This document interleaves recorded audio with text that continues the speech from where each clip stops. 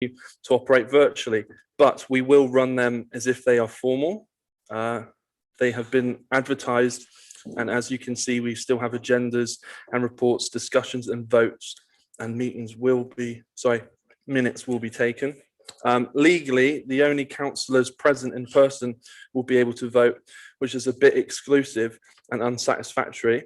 So to ensure all councillors can vote, we have to delegate our town clerk, Paul Wynne, to carry out the informal decisions made by councillors tonight and at future council and committee meetings.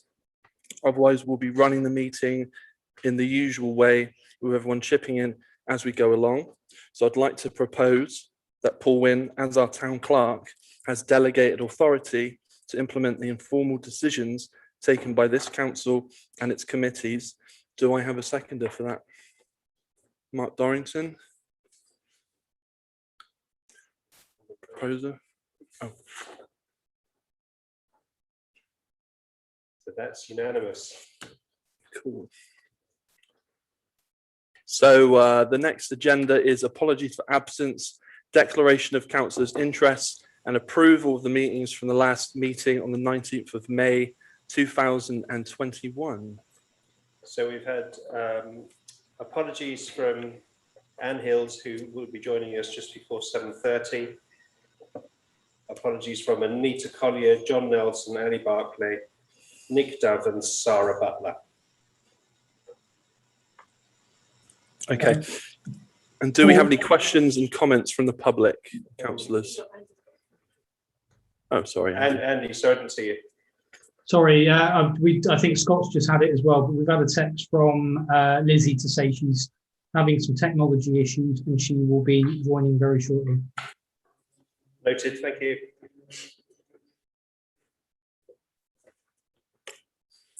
Shall we move on to number 3? No, declaration of interest. Oh, do we have any declarations of interest? No.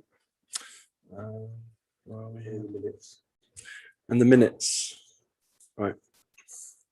Anyone got any questions on it? Okay. Do we have any questions on the minutes from the last meeting on the 19th of May? Are we all okay to approve them? So I just want to Propose. Scott Ward. Good job. Thank you. Seconder, Rich Ackroyd.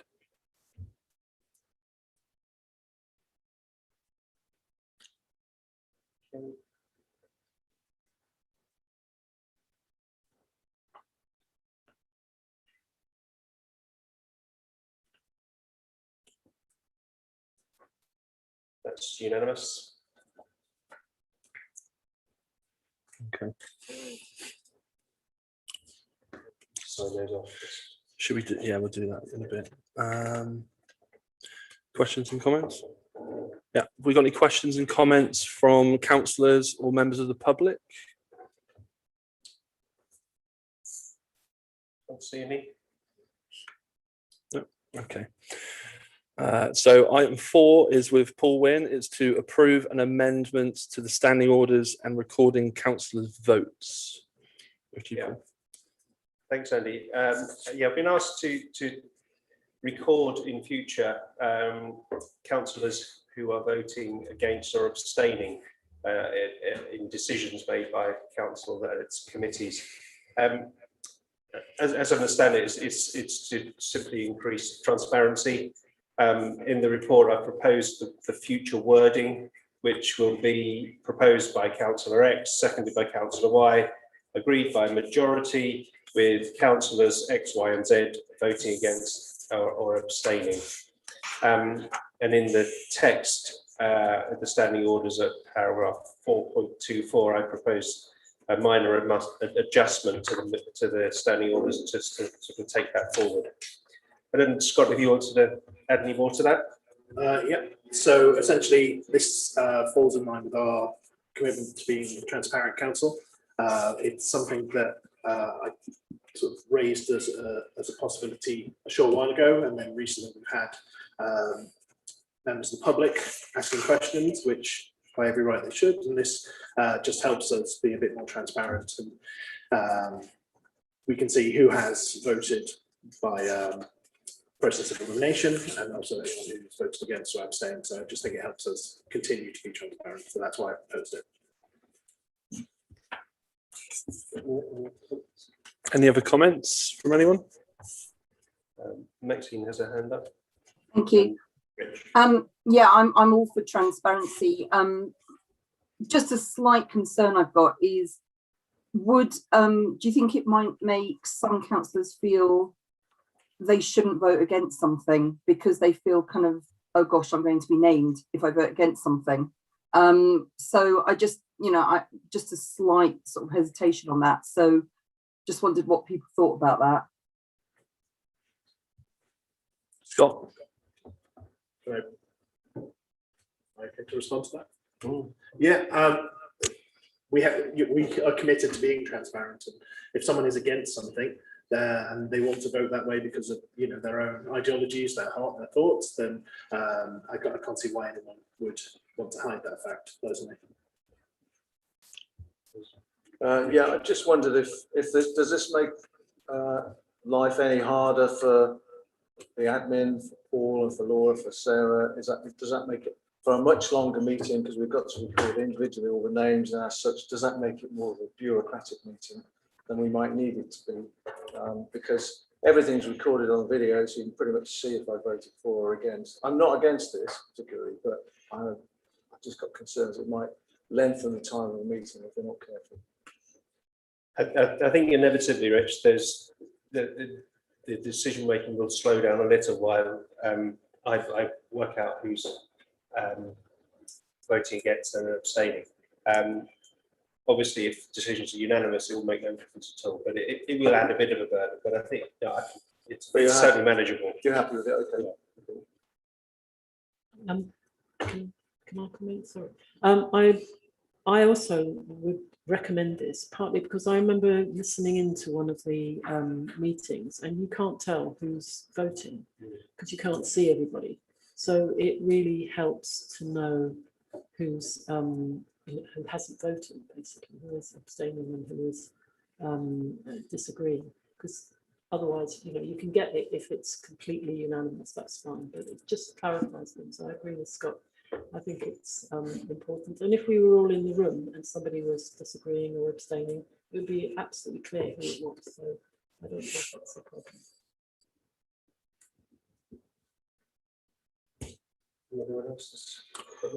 Anyone else? So, presumably Scott would be proposing this. Second. Mark Dorrington?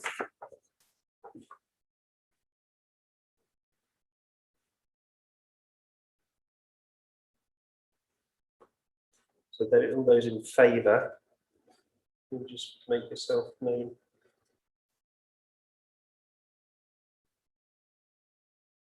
I think that's majority. I've got, can't see Rob Collett's hand up, so Robbie, you're voting in favour. Digital hand. Digital hand, didn't see it. My apologies. So, Maxine, did you have your hand up? You did. Yeah, that's good. So that's unanimous. Okay, cool. Thank you very much, guys. We're going to move on to the next thing now, which is a verbal update from Rachel Griffin on the upcoming Frome Town Council event. Over to you, Rachel. Yes, thank you. And it, oh, sorry, Rachel Griffin, Marketing Manager. It happily coincides also with the fact that we've just delivered the Rodden Meadow picnic in the meadow. So I thought it would be a good idea just to frame it in terms of that. So obviously we deliver events for a number of reasons. Many town events have huge cultural and community value. They bring people together, and as I said before, they're a keystone of our visitor offer. But primarily, they're an excellent way to engage with the community and to hear me. Okay. An excellent way to engage the community and share information. How's that? And ensure that reputationally we're not faceless, that we're an important part of the community. But also really, really importantly, events hit a large number of strategic objectives of the council. So this is, given that it's just a few days later, a sort of back of an envelope example, but Picnic in the Meadow, we delivered on Sunday. I was extremely nervous, I don't mind telling you, we were all felt a little bit rusty, but in terms of outcomes,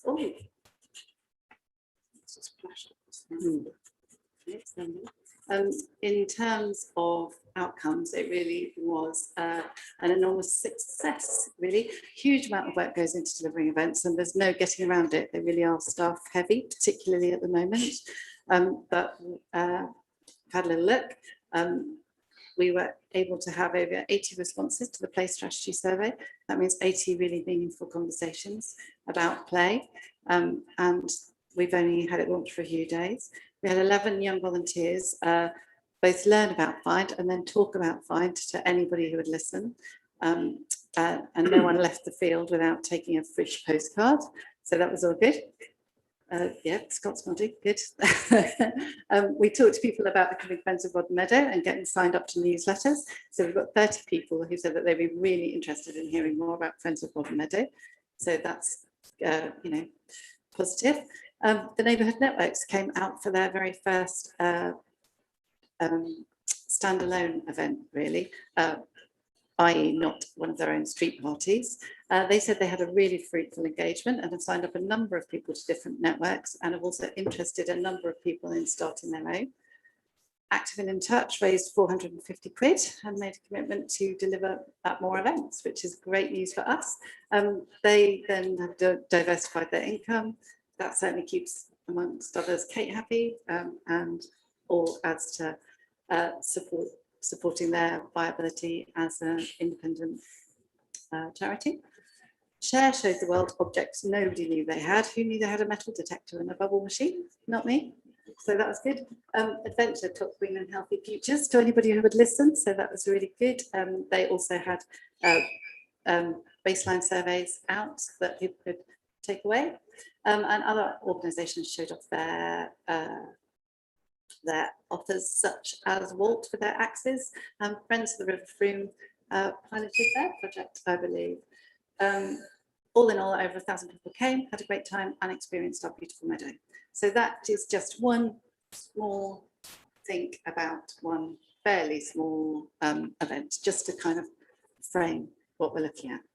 Now, I think I talked about our list of events relatively recently, I think in May. So rather than go through all of that again, I'd just like to talk about 4 larger events that we've got coming up on our horizon that you may not have heard about just yet.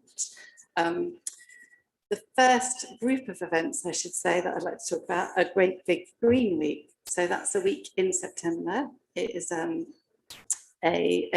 particular week. It's a national week. And we'll be putting on a number of events ourselves that week, including a plastic-free picnic, Improve Don't Move, panel-style event around rewilding communities, and a celebration event.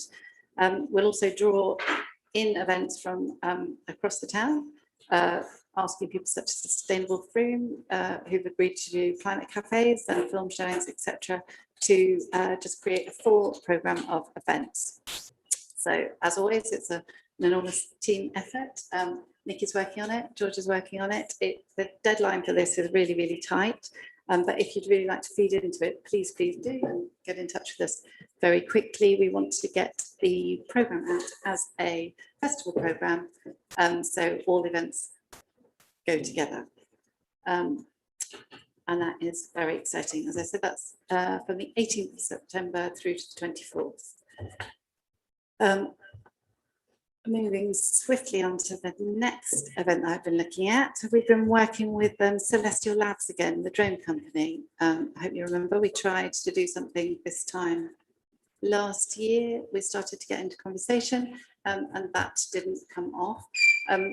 They would really, really like to help us deliver a large-scale community event and would like to do a drone show.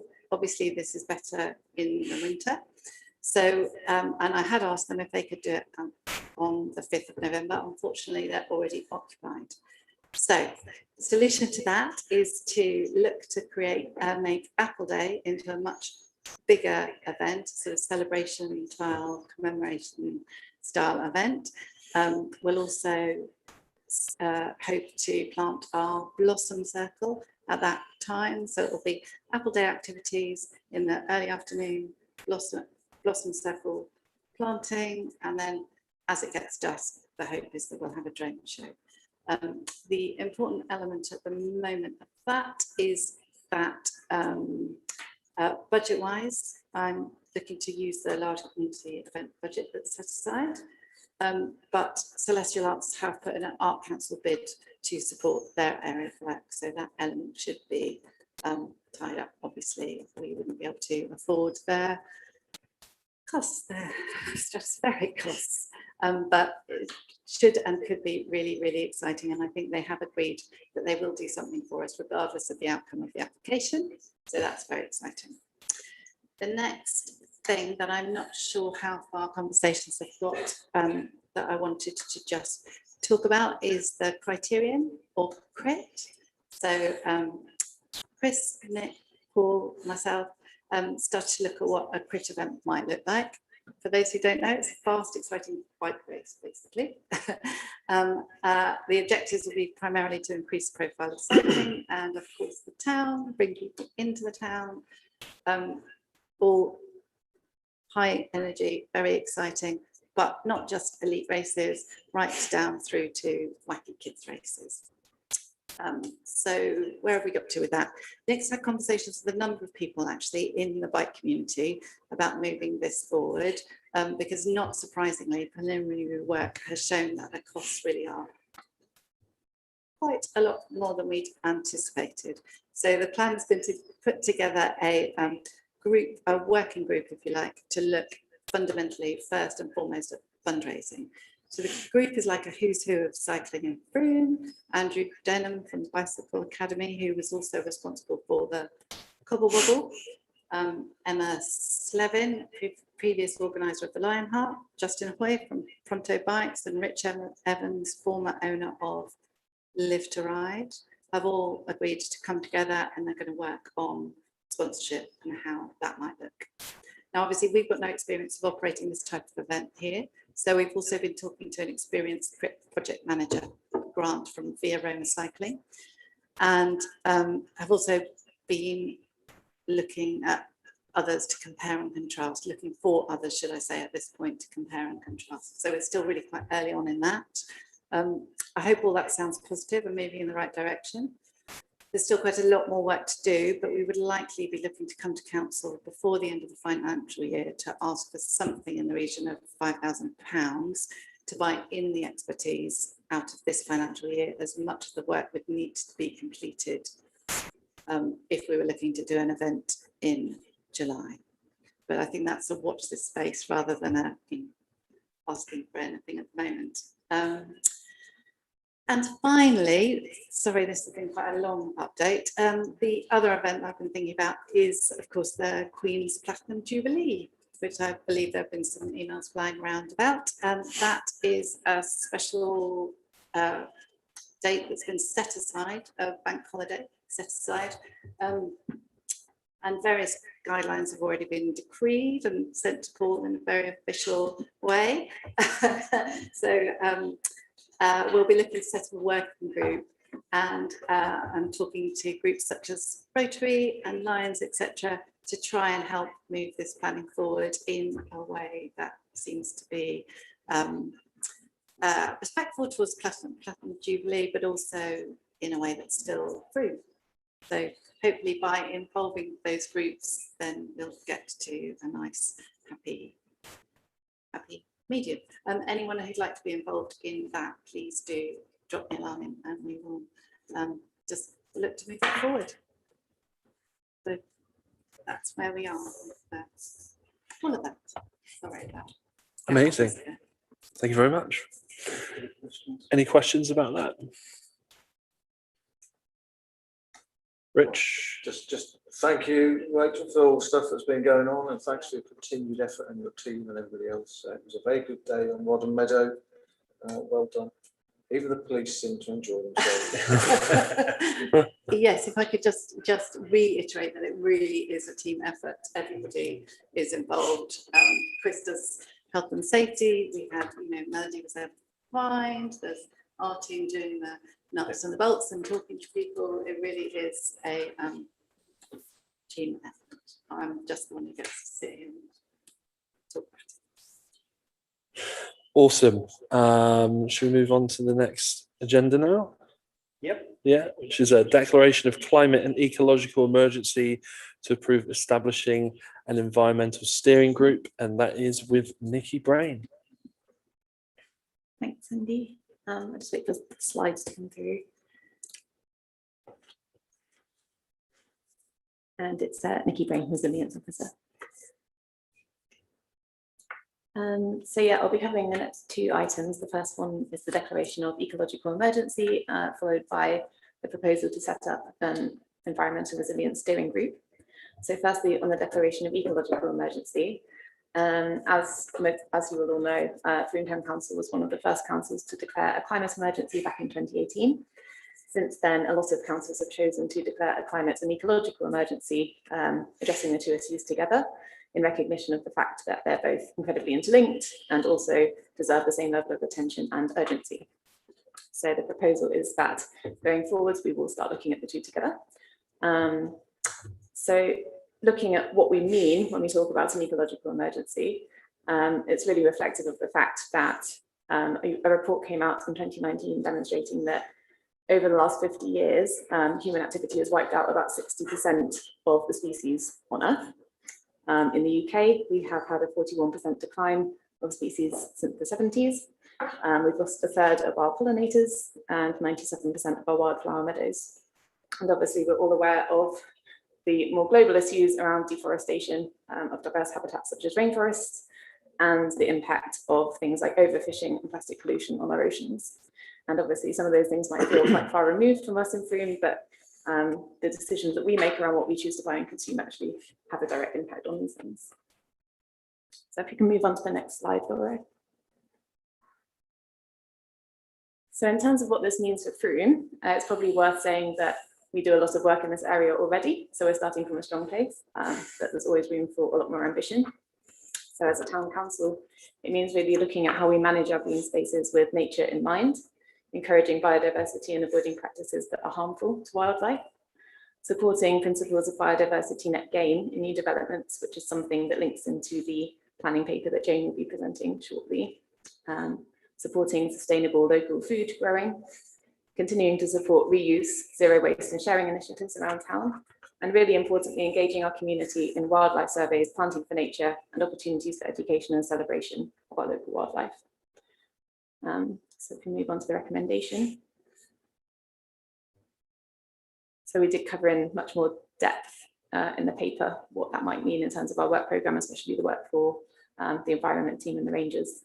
So the recommendation is to declare an ecological emergency and recognising the significant links between the two issues, develop an updated climate and ecological emergency strategy. Thanks. So any questions from anyone? Mark? Nikki, you're right to point out we're already doing quite a bit of this already. What do you think, and this may fall into your second paper, but will that continue to show us what we need to do further? And we also probably need to know what effect that will have on our resources and our implications going forward. Yeah, so the paper did kind of set out some of the things that we started to talk to Chris about in terms of how we manage our parks and green spaces, in terms of looking at the products that we use and the machines that we use, in terms of managing spaces more for wildlife, including potentially engaging with Mendip on things like verges, as well as our own parks and green spaces. And more broadly looking at food growing and also our resource work as well. Sheila? Following on from that point, have you had much feedback from Chris and the Rangers team, just to sort of clarify whether they think what the implications are going to be achievable? You know, sort of will it completely overwhelm their group, because that is the main group. Yeah, so it's worth saying that Chris and Jane developed the paper together. And Chris has acknowledged in that it will require more resource for their team, especially in terms of potentially training and more rangers potentially in the future. Rich? Rich, can I just pop in on that one? What I think we're going to do is explore what we could do and then assess the impact of that, and then we'll come back at a future council meeting to say, what do you think? Is that okay? Yeah, it does sort of, it would be useful to have a sort of phased approach to this. So we've got a great team and they're doing a lot of work already. So it's just, and also the use of volunteers and friends groups, and the sort of friends of the various, like Friends of Rodden Meadow was mentioned, and Eggford as well. They've got a lot of friends groups building up around the green spaces. So actually having a phased approach where more people are integrated to help would be great. What we're trying to do here is just flag this up, that we'll be looking at it if you agree. And I don't think Nicky and I would want you to think that this is sort of just sign a blank check, please. We will come back with some sort of discussion around what we could do and how much that would cost. Any other questions, Rich? Yeah, okay. Thanks, Nicky, for that. I was mayor when we declared the climate emergency, so I'm now quite pleased to see this. Initially, I was kind of a bit sceptical about declaring an ecological emergency because it felt like, what's next? Is it a transport emergency next, or is it a kind of another emergency of some sort? And it's just another bandwagon. But I think we've gone beyond that point now, so it's a good thing to do. Presumably, I'll get to that question. We can, if we do declare an ecological emergency, we come in line with lots of other councils, and that might trigger some more funding. It might actually trigger some more resources for us that we wouldn't otherwise be able to get. And second part of my question, would it make your job easier if we declare an ecological emergency? So yes and yes. All right, good. Lots of councils have already chosen to declare an ecological emergency either separately or combined. And it does make our jobs easier in the sense that there's no point in treating these two issues separately, because there is so much interlinkage. And actually, if you want to do a good job on the climate emergency, you need to make sure that it's not having unintended consequences on biodiversity, for example, and vice versa. And it just really makes sense to address the two things together. Okay, and I just remember my last point was whenever we did it last year, we declared we created an environmental resilience framework to kind of, it was like an umbrella for all of this. I mean, presumably this still sits well within that framework. Yeah, so I've actually mentioned the framework in the next item when we're talking about setting up a steering group. Cool. Awesome. So sorry. Lizzie's got a hand up. Yes, Lizzie? Hello. Thank you, Andy. Thank you, Nicky. I think as always, a comment, not a question. It's interesting to have seen the real passion that people in the community showed to protect green spaces in recent weeks and months. And that links in so nicely. And we've got great groups like Friends of the River Frome who are really kind of determined and passionate about protecting our blue infrastructure as well as green infrastructure and the ecology that goes with that.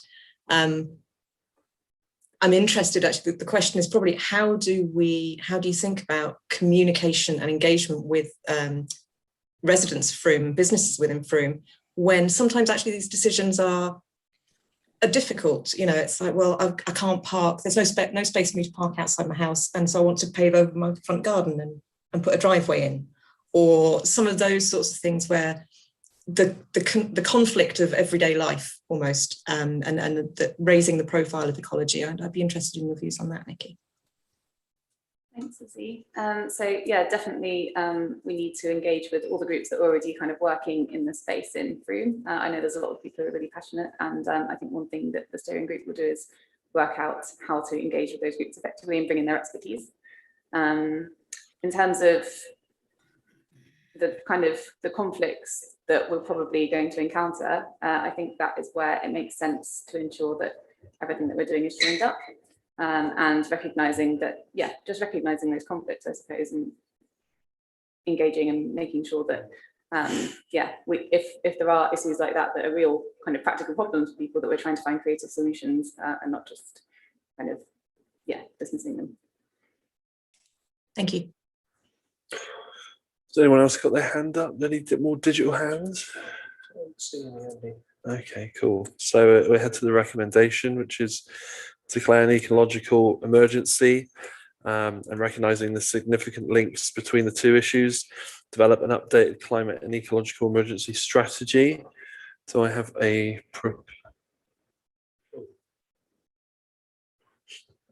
welcome back. Proposer, Paul. Sorry, I've just noticed, is Rob Collett proposing, or has he got a comment? You're proposing. Rob's proposing. Okay. Rob is proposing. Paul is seconding. All in favour?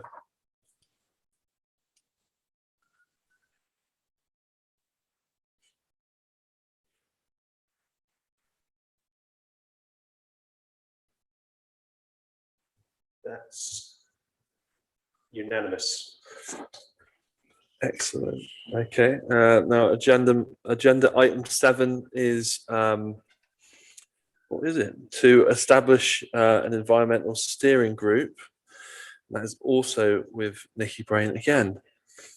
Yeah, so the two kind of follow on from each other, I suppose. The proposal is to set up an environmental resilience steering group to take this work forward, to look at what it means practically in terms of our work in light of declaring an ecological emergency, but also to monitor progress against our existing 2030 target for carbon neutrality, and really to try and embed environmental resilience in all of these aspects across the council's activities. And that is by developing an environmental resilience framework as agreed at the council last year, which Rich has just mentioned, but which hasn't been taken forward to date. And really key is ensuring that we're bringing in expertise from the wider community to help us reach our goals, both in terms of membership, but also kind of wider engagement.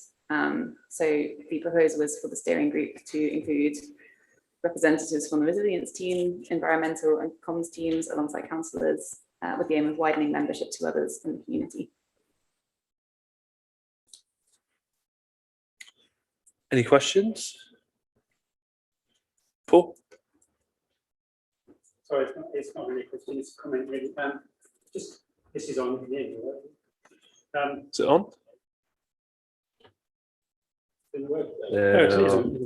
Okay, yeah, no, just a comment really, just to kind of say how important I think this is. I think it's, you know, you've got to recognise the fact that declaring a climate and ecological emergency is a really significant thing. These are, you know, emergency is a big word, and so we need to be really on it in terms of making sure that we're putting strategy and effort in place to meet our targets and to deal with this emergency as best we can.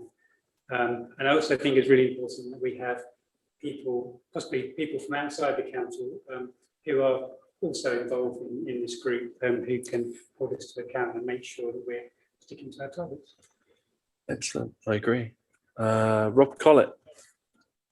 Thank you. Yes, I wholly agree with what Paul's just said, but I just wanted to make a further point, or perhaps amplification of one, which is that I think walking the talk and being seen to walk the talk is absolutely crucial. There have been far too many, well, to put it bluntly, empty promises which have been promoted at all levels. And insofar as we are in an emergency, we really do need to be doing something, and to be doing something in a way that is fitting with an emergency. I think a great deal of the work of this council will be to try and actually communicate with the people of Frome the situation, which is fairly dire. You know, we sort of rather glossed over the fact that 60% of biodiversity had been lost in the last 60 years or whatever it was. I mean, can't remember the exact figure right now, but I mean, that's absolutely horrendous when you really stop and think about it. Things that I used to take for granted as a young man growing up have disappeared completely, or, you know, for all intents and purposes have gone. And it's these kinds of things which we can take for granted so easily. And then we can come out with a soundbite by declaring a climate and ecological emergency. And if we don't actually do something and be seen to do it and measure it and walk our talk, well, it's really just rather fatuous. So I'm delighted that this initiative has come forward and I fully support it. Thank you, Rob. Any other questions or comments? Maxine? I just want to wholeheartedly agree. We can't overlook these things. We can't just pay lip service to it either. And I think it's great that we've got a council that cares so much about this, and it's in our strategy. And I want to wholeheartedly support it as well. Thank you. Excellent. Anything from anyone else? Rich? Just from a practical point of view, it might be possible to bring together several small groups that already meet within the council, which includes residents and members of the public and so on, and various other groups. I mean, I meet on some regularly. I know Paul does, and Rob and various other people do. So it would be good to look at all of those and kind of maybe see if we can consolidate a few of those so that we're not just creating a huge set of disparate groups. So it might be a good opportunity to do that. Anyone else? No. Okay. So the recommendation is to delegate to the Resilience Officer and the Environment Manager to establish an environmental resilience steering group that meets quarterly, comprising relevant staff and councillors who will subsequently recruit others in the community. The steering group will report back to Town Matters Committee twice yearly. Do I have a proposer? Paul, seconder, Scott, all in favour?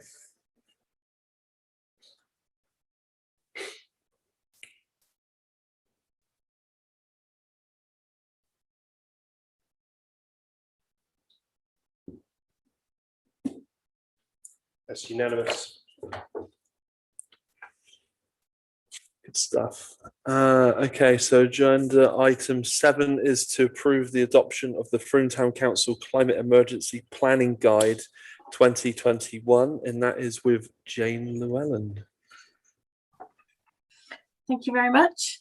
So this paper follows on nicely from Nikki's presentation on the ecological emergency, which really highlights the need for sustainable building standards sooner rather than later.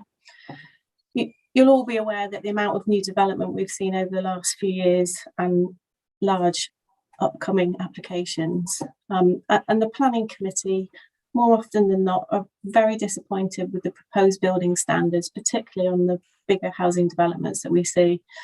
And although we object to these applications, there really isn't sufficient policy or guidance in place to make developers raise their standards, either in the Mendip local plan or our Frome neighbourhood plan, both of which were prepared in advance of the climate emergency declaration. We know Mendip is still a long way off updating their local plan, and there's some uncertainty about updating the neighbourhood plan in light of the new planning legislation that will come into force shortly. To help fill that gap, Nikki has put together a fantastic climate emergency planning guide. This will help the planning committee be consistent in our consultation responses and pre-application inquiries. There are a total of 19 recommendations within the guidance. Oh, I was going to say you can see a couple of them on the screen, but you can't. Never mind.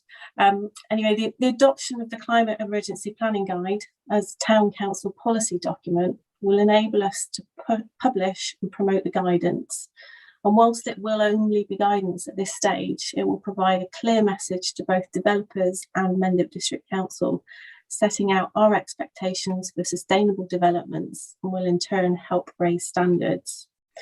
We'll also put pressure on Mendip to bring forward their own climate emergency supplementary planning guidance in advance of updating part 1 of the local plan. This will then become policy, and Mendip's planners will have strong grounds to refuse applications if they do not meet the criteria. That's it, thank you. So any questions about the process and how we'll use the guidance? For me, or any specific questions about the content of the guidance for Nikki. Thank you. Thank you, Jane. Any comments or questions? Rich? Thanks, Nikki, for the planning guide. When I first saw this a few months ago, I thought, wow, this is great. It's just what we needed for ages, because it makes our decision making much easier. Because we can just say, okay, here's a big development. Does it conform to all these standards? If it doesn't, have it back. We'll just object. And I think that takes a lot of the pressure off us as councillors, because we get lobbied by all sorts of people who want it or don't want it. But actually, we can say, look, here's the criteria. It doesn't meet these, or it does meet these. And then say yes. So I think it's a really good thing to have, and thank you for doing it. Lizzie Boyle? Thanks, Andy. Agreed. I think it's a really great piece of work, and something that will help us very much as a planning committee. I think it sends a clear message about the types of development that we want in Frome and the types of developers that we want in Frome, and some of the things that we've seen in the past that we just don't want to put up with anymore. I also agree that it could be a really useful tool for putting pressure upwards to other planning authorities to say that we've written this for you. Come on, to try and boost this through the system. I'm interested. My question, it's possibly a Nikki question, but I'll let you guys decide who's going to answer it. Is about the review process for this. So, as for example, as building regulations change and as national planning policy changes, what's the sort of periodic review of this to make sure that it stays either at the forefront or ahead of the curve of latest thinking on these sorts of issues? I'm happy to take that one. It's a very good question, Lizzie, and certainly my intention would be that, you know, as soon as there guidance comes in, new guidance, that, you know, we would update our policy to match that guidance, and hopefully, you know, some of those things won't be too far off in the future. And by doing things like this, as you said, hopefully we can persuade other authorities to do similar and bring these things forward as soon as possible. Thank you. Thank you. Steve Tanner? Thanks, Andy. Yeah, I'd just really like to echo what Lizzie and Richard said. I mean, I think with Unitary around the corner, this is great timing that this has come through. You know, for too long, developers have done the absolute bare minimum in terms of joining any climate emergency with planning. There was supposed to be something discussed at Mendip tonight, which was pretty much along those lines, but it has been deferred. But yeah, I think this is great, and as I say, and as Lizzie said, we should push it upwards. And make sure that developers are really clear that what we want, and we will just turn around and say no, go away if they don't conform to this. We think it's absolutely brilliant. Thanks very much, Nikki and Jane. Thank you, Maxine. Thank you. Also, big thanks to Nikki and Jane.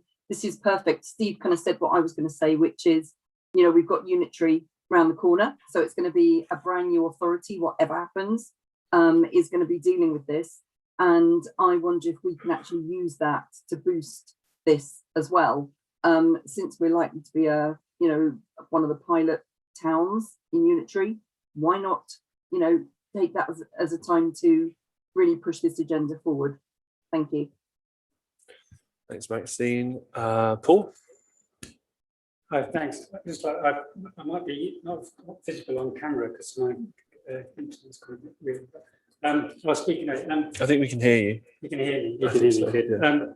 Yeah, comment. Yeah, I agree with everyone that's spoke up for this already. I think it's kind of long overdue, really, and it's amazing in a way that national government and other tiers of local government really haven't done this already. You know, this is long overdue.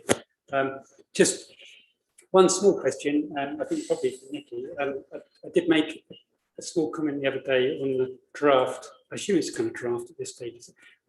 Just suggesting that some of the transport policies might be a little bit stronger. So, I mean, can that still be fed in, or is it? Yeah, absolutely. Good stuff. Scott, did you have a question? Yeah, no question, just more of a sort of statement really that it's fantastic that we're looking at these things, and I really do hope that Mendip can come on board with the same type of thinking. The big problem that we're still going to face is houses that are being built and sold and let out to people that they're not finished. It's all well, you know, us having these idealisms and saying you must do it this way, but if we are having houses that are sold in their beta phase under the very frilly term of snags, you know, with even you still see it on Facebook today with Edmund Park developments, you know, lino floors that are shrinking, leaking and damp in brand new houses. So they need to up the game, developers, in both in terms of greener building, renewable energies, and the way they approach environment and ecology. But they also need to remember that people need to live in these as well. So yeah. Thank you, Scott. Andy Palmer. Thanks, Andy. Again, I echo what everyone said. Sounds fantastic, and it's time that developers up the game. Jane, without falling down a rabbit hole of technicality, just for my understanding, where does this policy sit? Because obviously we've got national planning policy framework, we've got the Mendip local plan, we've got the Frome neighbourhood plan. Does this sit as an addendum to the neighbourhood plan, or is it just a standalone policy? It will just be a standalone policy. There's quite a lot of red tape involved in having it as an addendum to the neighbourhood plan. And as I said, there's uncertainty about neighbourhood plans going forward. I won't bore you with the details now, but because of the new government policy that's coming, the new way that local plans will be drafted in the future, neighbourhood plans won't necessarily sit with them in the same way. I mean, I can talk to you about that in more detail. So this will be a standalone town council policy, but you know, I see this as a springboard to moving it, to integrating it with Mendip's policies, and going forward, whatever happens in terms of neighbourhood plans, you know, we can use that as well. But just to add to something that Scott was saying, so by adopting this, if you choose to, what we will then go on to do is we'll take the recommendations from that policy and put together a short but precise, I think we're calling it a planning wish list at the moment. So it will incorporate all of the things from the neighbourhood plan, the town design statement, and it will give a very clear message to developers, not just about, you know, the standards that the build standards that we expect to see, but it'll also cover things like design as well. So this is just the starting point of a more comprehensive set of advice for developers, but in a very accessible way. I don't know whether any of you have ever read the Frome Town Design Statement, but you know, it's a very significant document and takes a lot of reading. So we're just trying to make things simpler and clearer for everybody going forward. Thanks, Jane. Andy, can I just come back with something on that? Yeah, go for it. Thanks. In that case, if we're talking about the design statement and things like that, is it worth bringing in the civic society and the chamber for their sort of input into this the policy moving forward? So the town design statement is already an adopted supplementary planning guidance, which has been adopted by Mendip. So that already sits as part of policy. What I'm talking about is just taking the recommendations from that and just having one sheet of paper that you can read, you know, at a glance, rather than having to read through the hundreds and hundreds of pages in the design statement. So that is something that already exists. And certainly before we publish anything like that, you know, of course we can run it by the civic society and Chamber of Commerce, but they're all policies that currently exist. So Cool, thanks. Thank you. Sheila. Yeah, thank you. And thanks very much, Jane and Vicky. I mean, I think this has been long overdue, and we've been talking about it for quite a while in the planning group. So it's great to see it here, and I really echo that wish to get a simplified single page or few pages to be able to send out to, I think particularly to architects around the town who are just developing small businesses, small changes, as well as the big developers that are doing big, huge things. It would be very useful, I think, for somebody to know where we're coming from, so that when they deliver a plan to us, they know what to expect from us. And liaising with the civic society. Let's hope we can do that. It would be really valuable to do that too. I think there is potentially a conflict between what we want in terms of environmental 21st century standards and the civic society's approach to restoration and conservation of the old buildings in town. And we've got a lot of old buildings, so looking at how we can work together with those is going to be important. Thank you, Sheila. Paul, did you have something to add to that? Yeah, a couple of things. I mean, just picking up on the point we were sort of talking about, sending it to Mendip District Council, Somerset County Council. Rachel's just reminded me that the National Association of Local Councils would be a really good recipient for this, and of course all the parishes in the county. I mean, it's something that we can make available to them, because the beauty of this, other than it being beautiful in its own right, is that it's not specific to Frome. It applies to everywhere. So I think we walk it around as many places as possible, and of course that will do really good for our profile too. Just coming back on one of the things Paul was saying, Paul, your proposed amendments that Nikki said we can include, I think we'll probably, we'd need to include them in the document before it was approved, because otherwise the councillors will be approving a draft document that will be amended afterwards. So I'm not sure how big they were, and if we could sort of just add something here and then we would know it was an approved document. I mean, they're quite small amendments, really, but I haven't got the wording of the whole document. Nikki, do you remember whether they were sort of what they were? I don't remember getting into detail on it, so okay. if we could do that. We got this as a. Can I make a suggestion then? Because a way through this would be to sort of approve the document subject to the amendments that Paul and Nikki want to make, and we can just bring it back to the next one for ratification that way. That would get us through this little hiccup, maybe. Oh, or maybe the other thing is, I don't know quite what the recommendation we're actually voting on. It would be great to have that up on the screen. But does it include Jane and Nikki's point about being able to amend it as legislation becomes as things become improved? It doesn't. Laura, could you bring up the recommendation, do you think?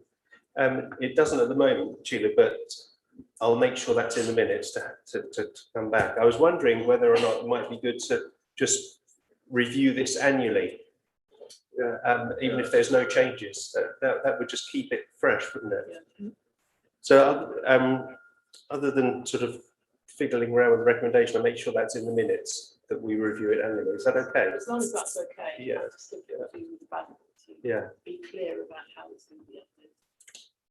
Okay, so maybe Paul, if we put subject to minor amendments discussed between Nikki Braden and Paul Horton, the recommendation stands as it is at the moment, and then. Can I just clarify? I mean, it's a draft document. It's a draft document. Yes, it's a draft document and it will become policy once you agree it tonight. Oh, I see. Yeah. Right, okay, so it's not necessarily subject to amendment. That's the case where I'm trying to sort of get over that So bit. it's fine. Yeah. So sort of subject to minor amendments proposed by Paul Horton, and then the rest of the recommendation sits. Yeah. Excellent. So we got a proposer, Sheila Gore, seconder, Paul. All in favour?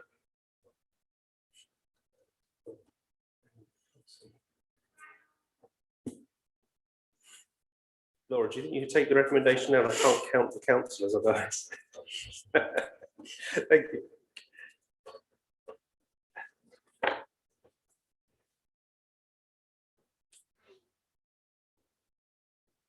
That's unanimous. Good stuff. Okay, so we're at the final agenda for this meeting, which is to approve the match funding for the Community Renewal Fund, and that is with, drum roll please, Mr. Peter Wheelhouse. Good evening, everyone.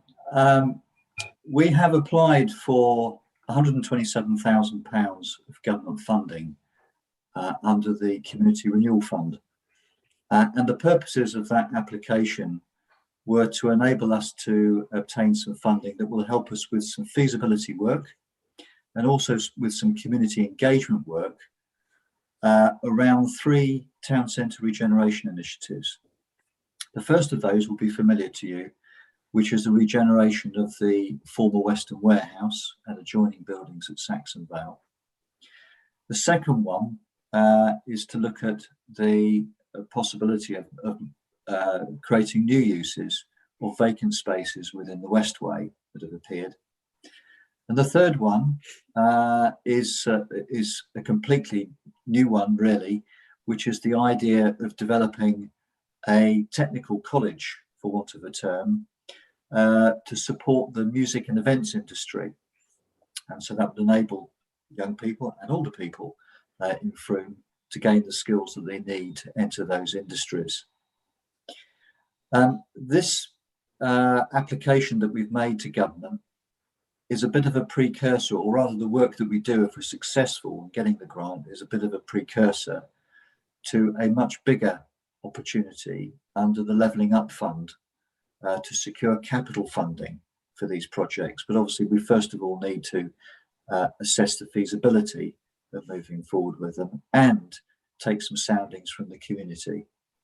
And the proposal here is that if we're successful,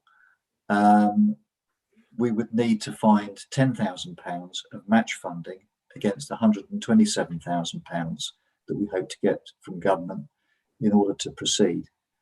So that very much is a recommendation, which you may want to just pop on the screen, Laura.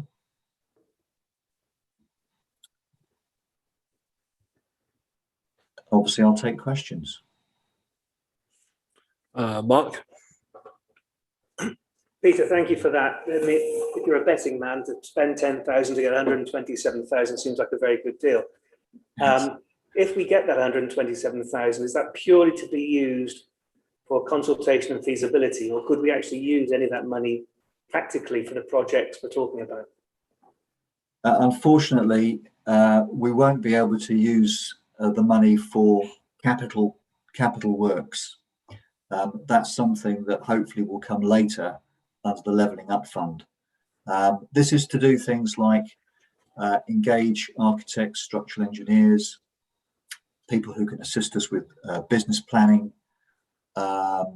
Also, we would look at the sustainability issues associated with these regeneration projects. Obviously, we want to ensure that we move forward as sustainably as possible in terms of any regeneration work that we do, and also to do that very important community engagement. But unfortunately, no, it won't give us money for repairs. But it hopefully is something that we'll have an opportunity to bid for later. Excellent, thank you. Rich? Just for transparency's sake, I should probably say that I am a trustee of the Cheese and Grain non-financial, no reward, cost me money, but I am, and so just bear that in mind. I don't think I have to not vote, but You're just declaring an interest. Okay, cool. Thank you, Rich. Scott. Hello. Peter, it sounds like a no-brainer, to be honest with you, investing 10,000 to 127,000 back. I did have a couple of questions though. The money would go towards feasibility studies, the first one being the regeneration of the former Western warehouse. Did we not already release funding for feasibility on that particular project previously? Is this in addition to that? Would this then free up that money to come back into the budget, or? What has been spent so far is money to help us understand the cost of repair. So we engaged a quantity surveyor to enable us to do that. But that's really just the tip of the iceberg in terms of the technical work that we need to do. To the best of my knowledge, we don't actually have anything set aside to help us with that other technical feasibility work. Yeah.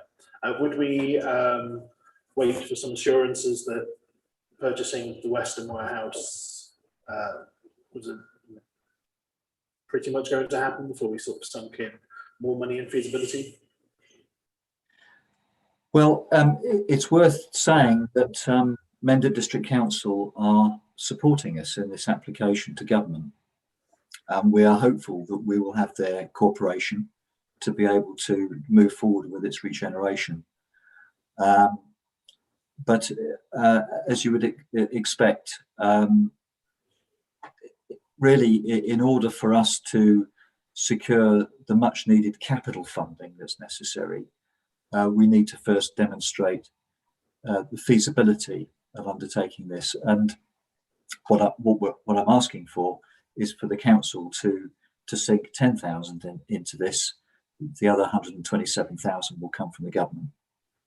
Yeah, no, I completely agree. As we say, 10,000 for 127 back is, it seems like an obvious choice. It was just more just to help my understanding of where we're at already with the feasibility that's been done and how far we are down the road with being able to actually get a hold of Western Warehouse if it is feasible in the end. The second point, the regeneration of vacant retail spaces at the Westward Centre. I mean, that space is very underused and could be a fantastic community space. I was down at the Cordero today, and people out having lunch, and you've got the coffee shop, and you've got Cordero Lounge. It'd be fantastic for that to be, maybe more bars and different restaurants and things. So that'd be fantastic. Bit of festoon lighting, great, it'd look lovely. But my question is, why would we do feasibility on privately owned building? Well, the bid that we submitted identifies an opportunity for some of these spaces to be brought forward for community purposes and to support community activity. So that it seems reasonable that we would want to support that in some way. Appreciate that there are other potential uses that these spaces could be put to, but certainly I think it's the case across the three regeneration initiatives that we see some really important community benefits to emerge from these projects, whether that be in terms of cultural activities or maybe some community advice being provided from some of these spaces, or vocational education. There are lots of opportunities here for the community that I think it's reasonable for us to invest in. And so that's, I think, the rationale for our involvement in this. Also, I think it's appropriate that we should be leading the community engagement work. The community very often look to us to take a lead in those activities. So it seems logical for us to be involved with this project. I agree completely on that. Obviously, with the feasibility of West of my house, we're looking at, as you say, the structure of the building, how much is it going to cost to do this and do that. What kind of information would we be trying to get out of a feasibility study on the spaces in Westward? We need to understand the cost associated with refurbishment. We need to understand the cost of bringing forward the uses that those spaces could be put to. We need to understand that the costs associated with managing those spaces in the future, whoever may be managing them, whether it's a community organisation or some other body. And we need to understand the revenue generation possibilities, so that ultimately these projects stack up, for whoever takes them on. So there are lots of things that need to be looked into, really, but they fall very much into the categories of technical and financial feasibility. And whoever ultimately invests in these spaces, will want to know the answers to those questions. Thank you very much, Peter. That's really informative. Thank you. Okay. Thank you. Paul, do you want to jump in there? Yeah, I think, Scott, it would be really useful if Peter sent around a summary of particularly on the content of the bid we put to West on the Community Renewal Fund around the Westway Centre, just to get a better understanding, because there's quite a lot of detail in that application form that I think will go a long way towards answering the question. They're talking about what community groups would benefit and how the spaces would work, and that's what we're looking into the feasibility of. So a bit more detail, I think. Peter, can you make sure? Very happy to do that, yes. And of course, we await a decision by the government, and I'll let you know as soon as I know, what the situation is. Excellent, thank you. Lizzie, you had something to say? Yeah, thank you, Andy. Possibly preempting the decision by the government and assuming it'll be positive. First of all, to say congratulations, Peter, and everybody involved, because I know these bids are not small things to put together. There's an awful lot of work involved and usually not very much time to do it. So I know that certainly several of you were working late nights and weekends to get this prepared for the deadline. So I really, really appreciate that. Also, it's not normally a town or parish council that's doing this.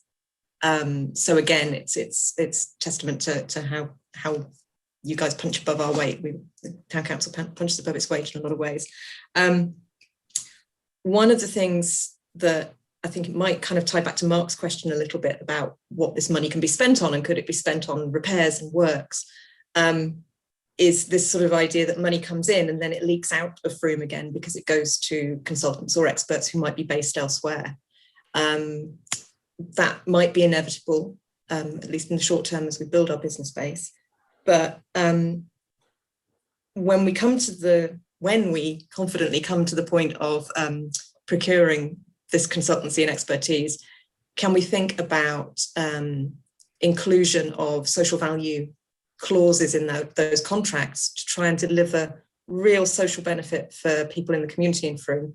I'm thinking of upskilling opportunities, vocational education opportunities, apprenticeships, anything like that we can kind of weave into how we procure and how we spend our money, so that the money and the skills we're not just exporting the job, we're actually creating some opportunity here within the town. I think that would be great as a principle generally, but specifically on something like this. We'll certainly look into that, Lizzie. Without jinxing anything. I mean, the other thing, of course, is that we're required as part of our financial regulations to procure ethically, and so we will be doing our best to ensure that we take account of expertise that's nearby. In some cases, that may be difficult for us to do because some of the expertise that we need to draw on is quite specialist. But nonetheless, I mean, that's a really good idea, and we'll make sure that we try and weave that into any contracts that we let. Excellent, thank you very much. Anyone got anything else to add? Any questions or comments? No? Okay. I thought you were going to say something. Okay, recommendation is a sum of 10,000 is allocated from the new project's EMR to provide match funding if an application to the government's Community Renewal Fund is successful. Can I get a proposer? Rich, seconder, Sheila, all in favour?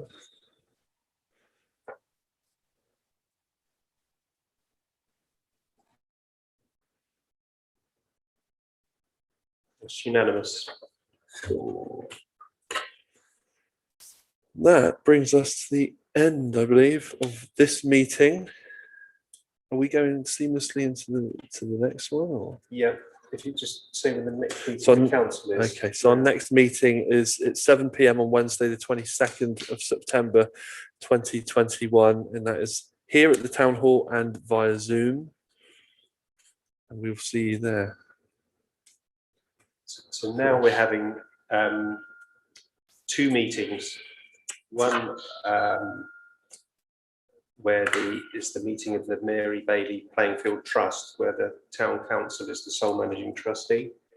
And the second one afterwards will be the annual meeting of the Theodora Ann LaGrosse for an Open Space Trust, again, where the Town Council is the sole managing trustee. Shall I walk us through this? Yes, please. Okay. Yeah. Andy, sorry. Just checking, Paul. Is this still a public meeting? It's still a public meeting, yes. Cool. So the objectives of the Mary Bailey Playing Field Trust are to keep the Mary Bailey Field open to the public and to enable people to play in it. Anything else that happens on that field is down to the Town Council and is a Town Council business. So the Trust's objective is simply to make sure it's open. The agenda is the same as it was last year and the year before, where the first item is to approve the minutes of the last meeting. It was back in September. Because of COVID, it slipped a bit, but we've brought it back on schedule to have it every July now, in case you're wondering why it was so recently. So the recommendation are as follows. To approve the minutes from the last meeting on the 2nd of September, 9th of September, and to instruct me to fulfill the duties of the Trust on its behalf, which is, as I say, to keep it open to the public. So we have a proposer, Mark, a seconder, Scott. All those in favour?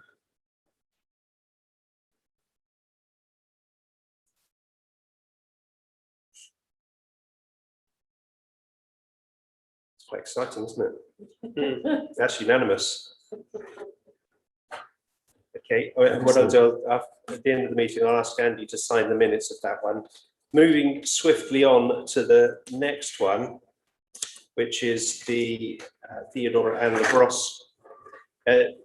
I won't repeat myself, it's the same objectives and the same instructions, with one addition to this one.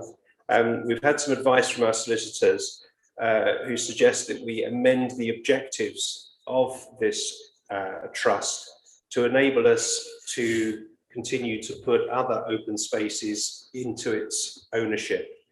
As you'll see from the title of this trust, it's the Theodora Ann LaGrosse Trust for an Open Space.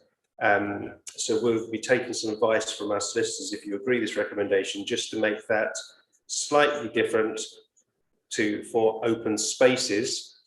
And that should enable us to bring in some of the open spaces that we hold freehold at the moment in future.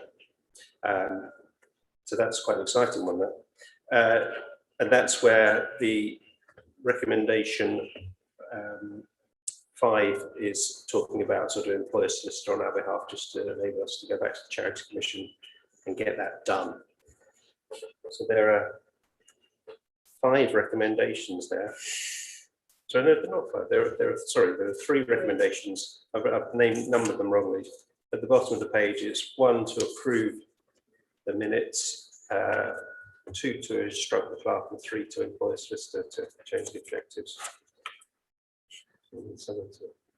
Paul, can I just ask a quick question? Absolutely. We did have a, without naming any names or places, we did have a small land dispute issue a few months ago. Do you know where that's at the moment? Did you manage to resolve it satisfactorily, or are we still kind of in the process? The new owner of the property is in very positive discussions with us, so I think it's looking good for a solution. Rob had his hand up as well, I think. Rob? Sorry, just, yep, mistake, no hand. Oh, okay.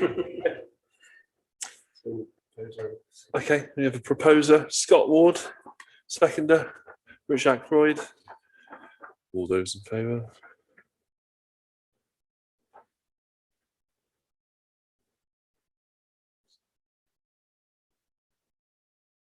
That's unanimous.